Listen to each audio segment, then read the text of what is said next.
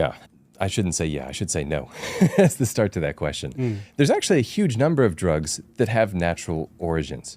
And I'll think of a few examples. Aspirin's a good example. Aspirin. From, Yes. I think, Tree willow bark. bark. Yeah, it's That's bark. right. For It's thousands bark. of years, Thousands people of took it years. and turned it into That's salves or ointments or whatever it was for the same properties. A chemist figured out, I forget what year, but this is the active compound in the willow bark that's having these effects.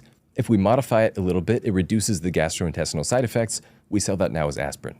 And clearly, aspirin's not very expensive. No. Yet. Or should that be the buffered aspirin that protects your stomach lining? Right. Acetylsalicylic acid Yes. versus salicin. I'm not a chemist. Okay.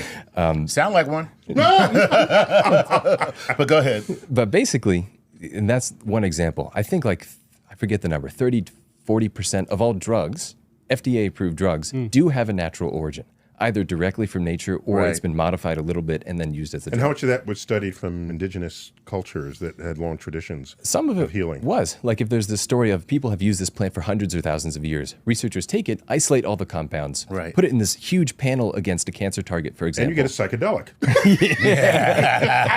Those were found. Every culture's found that. Without a doubt. In the plants. So the misconception, I think, is if it looks like a pill, it's not natural. But it's very possible that the molecules in there came from the bark of some tree. Absolutely.